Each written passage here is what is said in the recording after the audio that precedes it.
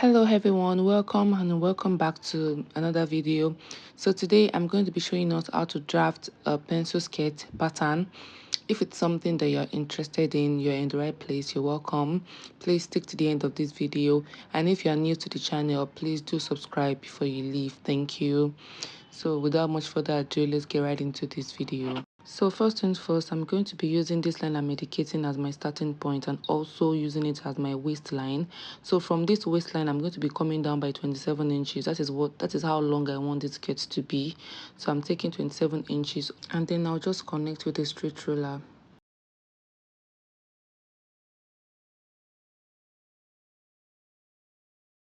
Now from this waistline, I'm going to be coming down by 9 inches for my hip line. So from my waist to the hip is 9 inches, and this 9 inches is not constant. It can vary from person to person. It could be 10 inches for someone, 11 inches, or even 8 inches. But for this video, I'm using 9 inches for the hip line. So that's what I'm marking there.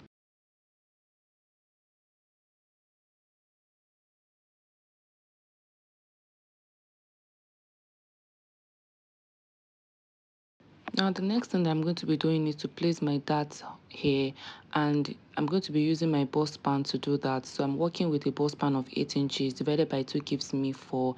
So that's what I marked them, and the length of this dart is going to be 4 inches. So that's what I'm marking there. Then I'll just connect it together like that, and then I'm going to be coming out half inch on both sides like that on the waistline, and then I will connect it back into the dart leg. So half an inch on both sides on the waistline, and then I'll connect it back to the dart leg like that.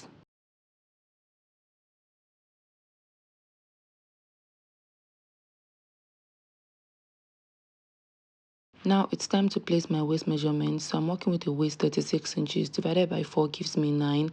So I'm going to be placing 9 inches there, putting into account the 1 inch that I added. So I'm going to be adding the 1 inch that also on the waistline. Then I'll move over to the hip line. I'm working with the hip 42 inches divided by 4 gives me 10.5. So that's what I'm placing there. Then I'll just take my curved ruler and connect from the waist to the hip, just like I'm doing.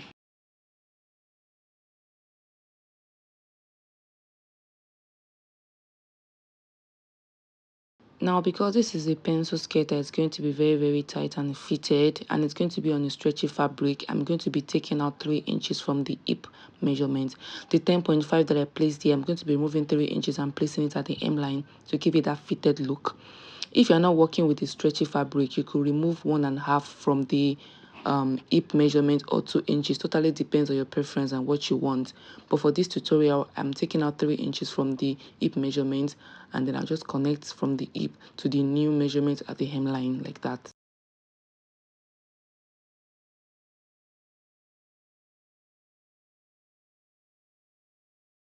Now I'll come back to the waistline. So at this edge here that I'm indicating, you're going to go up by 0.5 inch from the edge like that, and then you connect it back into the original measurements like that.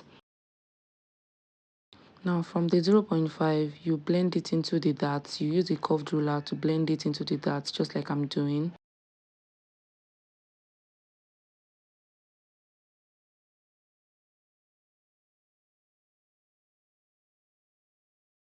Then from the center front line on the waistline, you go down by 0.5 inch, just like I'm doing.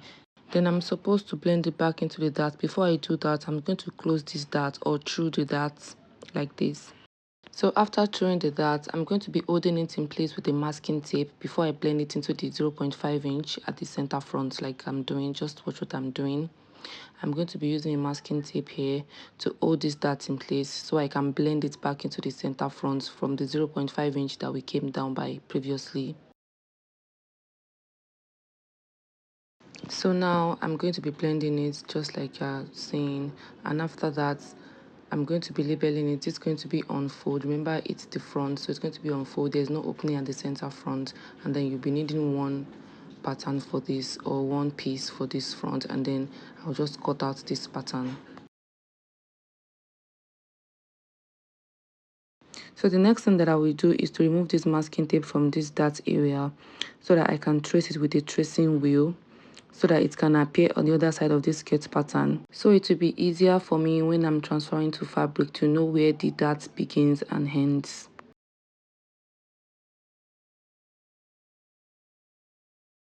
Then you had your desired seam allowances around this pattern. So just like I did for the front, I'm going to be placing the length of this skirt for the back, which is 27 inches. So that's what I'm placing there.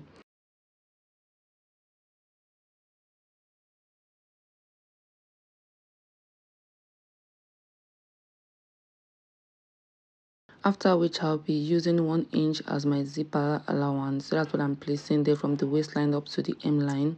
1 inch for the zipper allowance. Then I'll just connect with a straight ruler.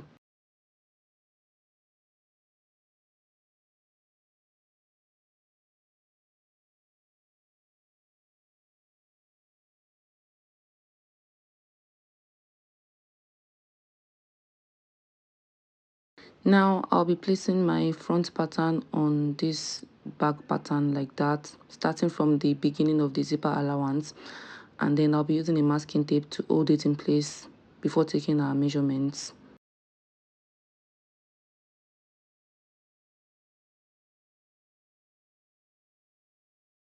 Remember, on the front pattern we came down by 0.5 at the center front, but for the center back we're going to be leaving that back like that. I'm not going to be going down by 0.5, so I'm going to be leaving it like that. Then but on the other side we'll be doing the same at the edge for the back, just like we did for the front. The edge remains the same as the front, but for the center back I'm not going down by 0.5. I hope you understand.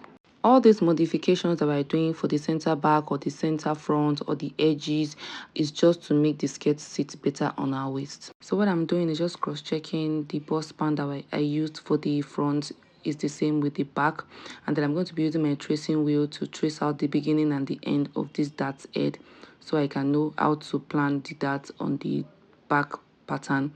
And then after doing that, I'm just going to cut out this back pattern.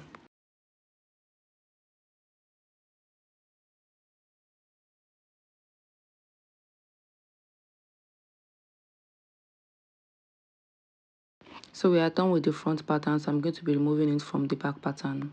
Then the next thing I'll do is to measure out my bust band for the back. That's 4 inches. Then from there I'm going to be marking 6 inches as the length of my back dart.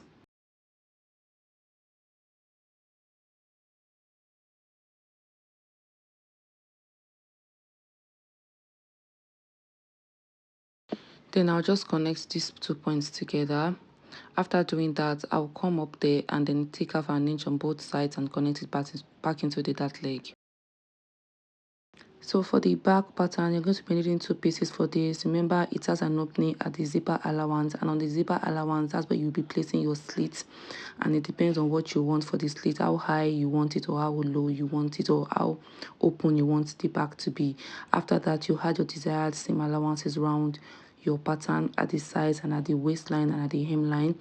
You are not adding anything to the zipper allowance for this back pattern. Then one thing I want you to note is that the front dart is 4 inches while the back dart is 6 inches. The back dart is longer than the front dart, so I just wanted you to note that. And here are the patterns side by side. So guys, this brings us to the end of today's tutorial. I hope you found it helpful. If you did, please give me a thumbs up, share my video, and if you haven't subscribed yet, please do so before you leave. Thank you so much for watching, and please turn on your post notification bell so you can get notified whenever I upload new content. So till I see you in my next video, bye.